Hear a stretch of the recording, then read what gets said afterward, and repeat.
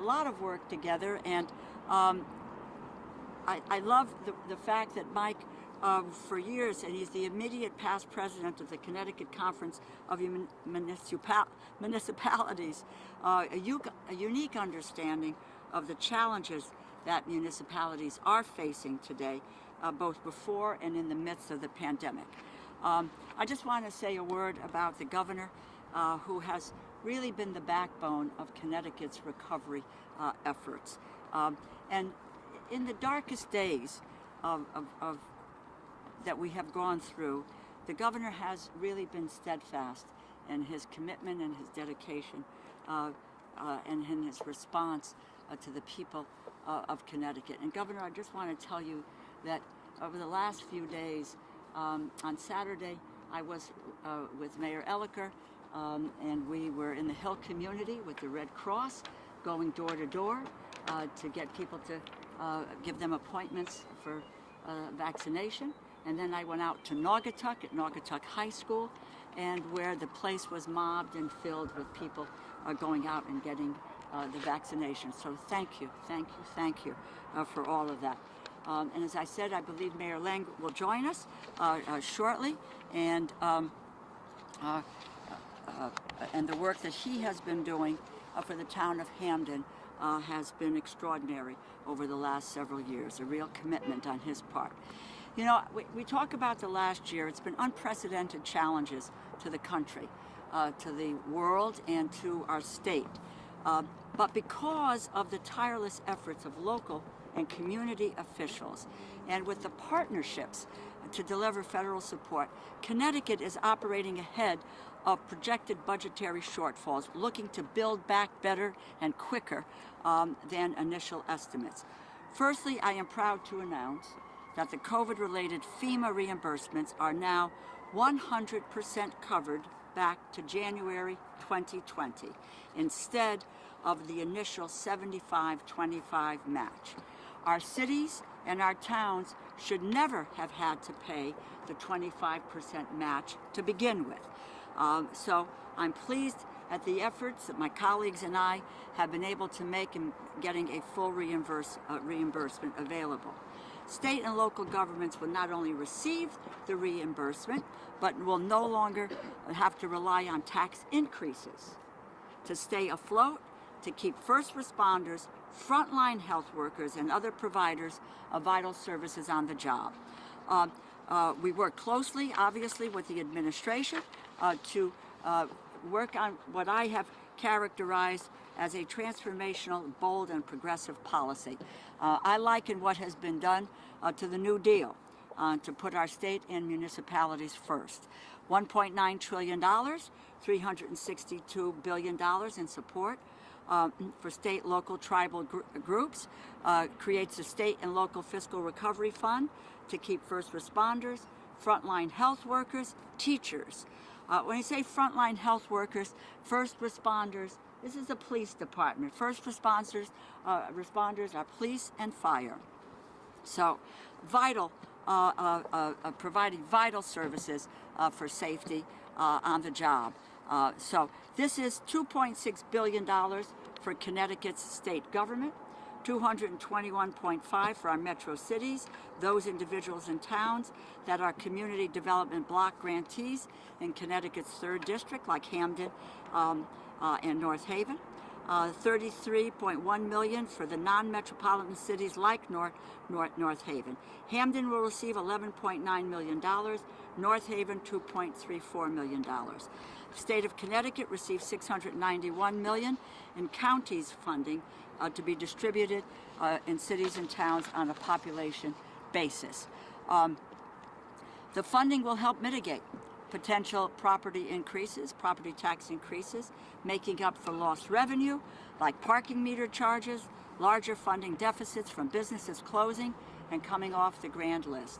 It will reimburse funding municipalities that have had to spend additional funds to deal with COVID-related projects. So there is an additional $142 million in capital projects funding, water, sewer, broadband infrastructure, again, long overdue help for these maintenance progress, such as the regional water authorities' plans to rehabilitate Lake Whitney Dam in Hamden. So this is coming out of the rescue plan. You know that there has been the American Jobs Plan that has been introduced, and more information about that to come. So proud to be here this morning with the governor and with First Selectman Mike Frieda. And let me just ask the governor, do you want to? Sure. Governor, do you want to go first here? All right, let's go. Thanks, Governor. Well, thank you, Rosa and Mike and everybody. Rosa and I saw each other when Vice President Harris was here. And Vice President Harris comes out and says, right before coming to Connecticut, I told President Joe Biden that I was on my way to Connecticut. And President Biden said, oh, that's great. Say hi to all those electeds up there and tell Rosa I love her. And that's because Rosa's taken the lead as head of the appropriations, and in her heart, going back many, many years, what this money can mean for our kids and for the future of our state and our country. And make the most out of this horrible year that we're coming out of, and make the investments we need. And it starts with the kids. And, you know, it starts with the child tax credit. And what that's going to be, it's going to be transformative in terms of lifting these kids out of poverty. And everybody says, oh, we got to watch out, it could stop after a year. I don't know.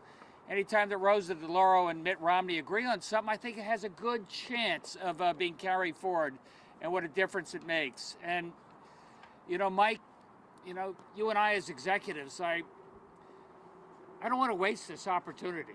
We have some resources to make an enormous difference in our town and in our state. You know, we were there with Vice President Harris. We spent a lot of time talking about the kids. We spent a lot of time talking about daycare.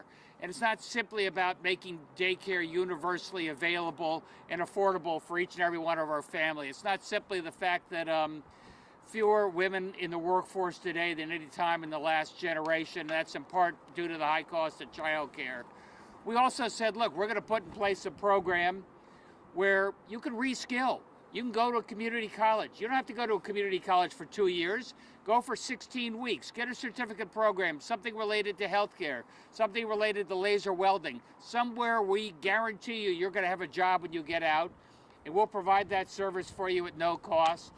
And we'll be able to provide daycare services for you as well. And Rosa, those are the types of transformative things this money's going to mean for families and for our state going forward.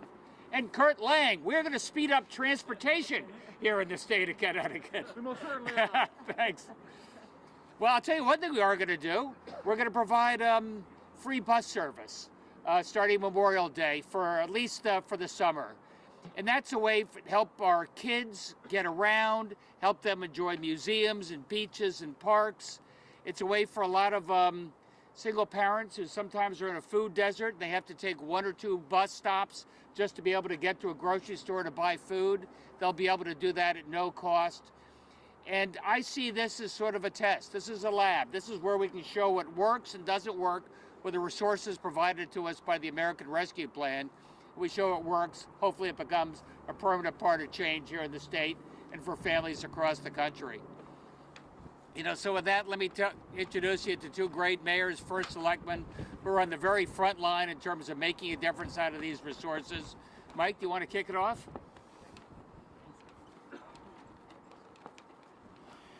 Thank you very much, Governor. It's great to have you here in North Haven. I'm very grateful to be invited here for this press conference today by our Congresswoman Rosa DeLauro. As Mayor Lang knows, we work very closely together at Connecticut Conference of Municipalities and also our local Council of Governments. We know right from the beginning how Congresswoman Rosa DeLauro has been keeping us posted and updated as to what this could mean for us as municipalities. So I'd like to share with you today what it means for the town of North Haven. Earlier on in this fiscal year, we were hammered with 2 major storms. One devastated the town with 45% of the power being out. I had to authorize $1 million of unbudgeted expenses to help our residents clean up all the debris that the tornado left behind. So that's money that we didn't have budgeted.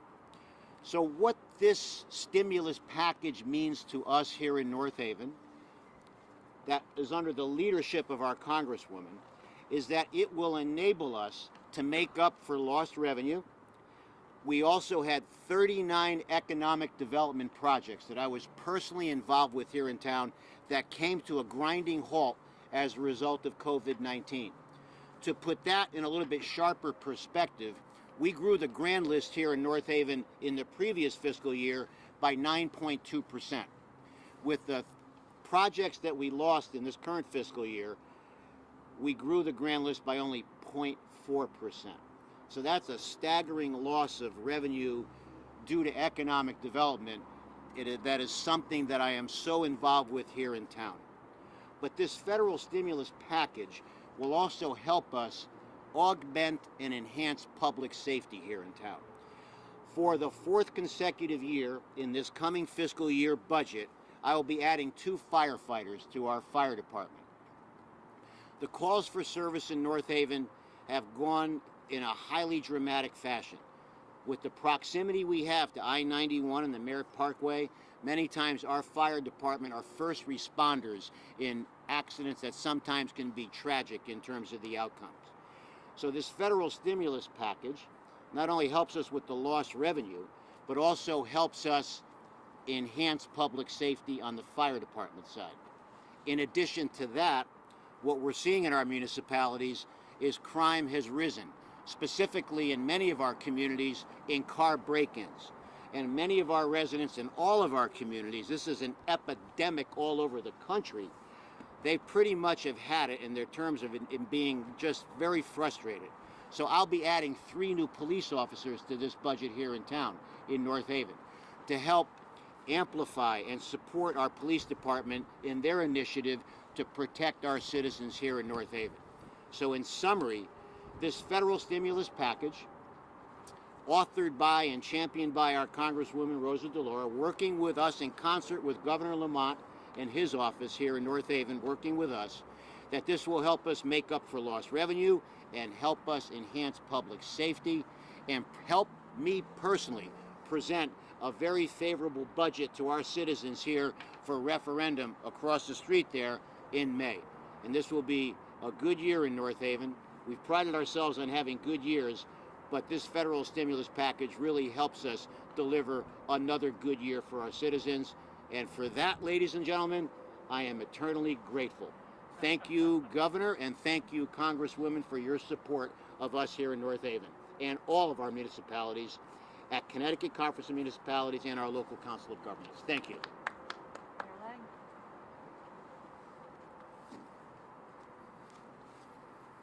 So used to keeping this mask on, it's almost stitched to my face. Good afternoon. I am very proud, both as a mayor and as a citizen, to have these 2 leaders in the offices that they're in. The state of Connecticut has had exceptional stewardship from day one, and in Congresswoman DeLauro's leadership in D.C., we've had someone that's been fighting for us every day at the municipal level. I know that she fought for this bill, this act, over and over again. I know that she was in Speaker Pelosi's office, making sure that these funds were going to get delivered to the towns and cities in this state. For Hamden specifically, make no mistake, this means the difference between laying off police officers, firemen, and teachers and not. And to follow up on what Mike said, it also allowed me in the next year's budget to recommend public safety measures that are desperately, desperately needed in a time when COVID and other issues are increasing crime stats and crime incidents. In the new budget, the availability of these funds is allowing us to do the right thing. 5 new police officers as a crisis intervention team, a doubling of our street worker outreach program for direct on-the-ground work with at-risk youth, and $200,000 for additional social worker assistance, mainly for youth. These are transformative actions that would never have happened and never would have been available without these funds. And we are very, very thankful for the efforts that have been put forward by our rock star appropriation chair. Thank you very much. Thank you. Happy to answer questions. Well, I have a question on related. I can't hear you. related question, I guess. It's on the salt cap. How is this figuring in the future discussions in terms of relief action, stimulus action? Sure. Well, you know, there has been the president has proposed the jobs plan, and there is the repeal of the salt tax is not there. But this is the beginning of the process, and I'll ask the governor to comment on that as well. We are at the beginning of what is, you know, we're looking into it. That will be on the table. Other issues will be on the table that people want to bring forward. So it is like the rescue plan, which was introduced. We moved quickly, but there were changes made to that as we went along, so that there will be the discussions around the salt tax, particularly by those states that have been hit the hardest, like New York, Connecticut, California. Governor, do you want to say anything? Said it all. That's good. Okay. Well, I think perhaps the people that put you into office would like to hear some of your thoughts on what you want Congress to do about this salt tax. I'm just spitballing. All right. Sounds that way. I could run. Here's what I think. I think out of 50 states in this country, Connecticut is the #1 donor state to the federal government. That means we send billions more to Washington, D.C. every year than we get back. And all the salt tax does, or the non-deductibility, is pour salt in our wounds and make that net shortfall even worse. And it puts us at a real strategic disadvantage. So I think it's time to no more double taxation. I think Congress is going to do the right thing and allow that deduction to come back the way it always has.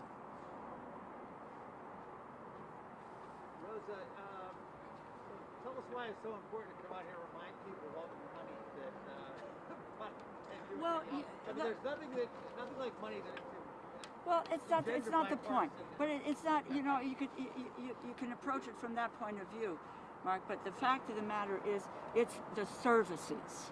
It is the services. You heard a mayor and the first selectman tell you what they can additionally do to provide for the people that they represent. Now, that is this portion of it. And what it does, it also says to people that if you want those services, we at the moment do not have to raise the property taxes. If we had a hurricane, that we can be able to deal with the aftermath of that hurricane. It says to people, when you're looking at $1,400 in a direct payment, that we realize the economic circumstances that you have been in. Child care.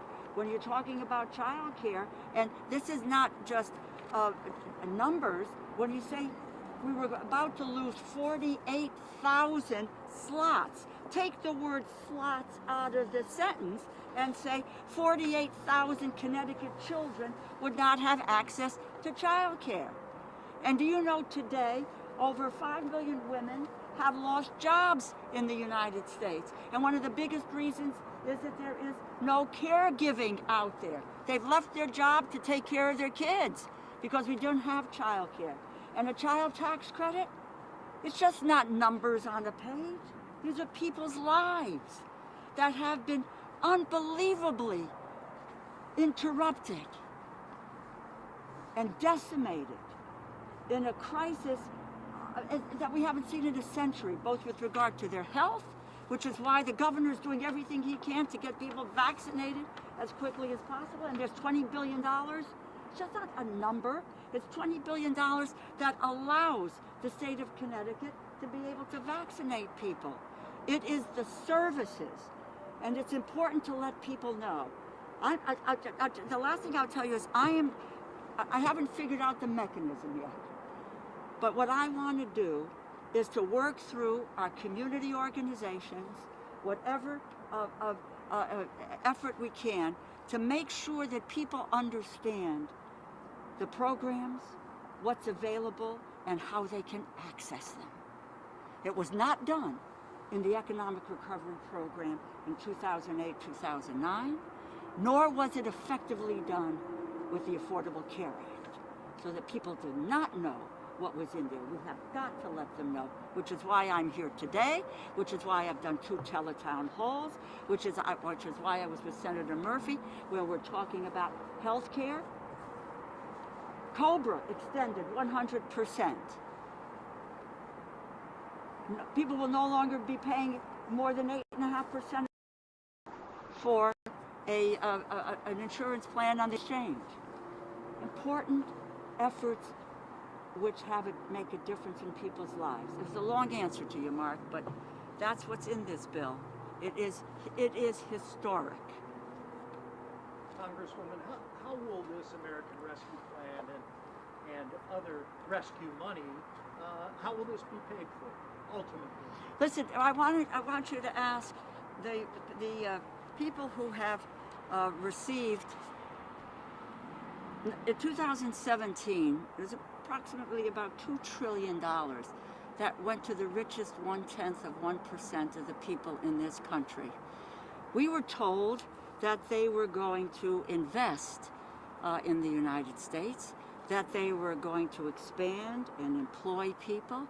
Long and the short of it, don't just listen to me. Look at what the economists are telling you, have told us about what happened at that juncture. They took good care of their shareholders, they bought back stock, and they sent their jobs overseas. No one cared a lick as to where that funding was coming from. The rescue package is $1.9 trillion in emergency funding for the people of this country. You have noticed that unlike not paying for anything, that in the jobs plan, there are many avenues for looking at how you pay for that $2 trillion, because you have an administration who understands the need and is prepared to deal with the scale of that need, and also understands fiscal responsibilities as well.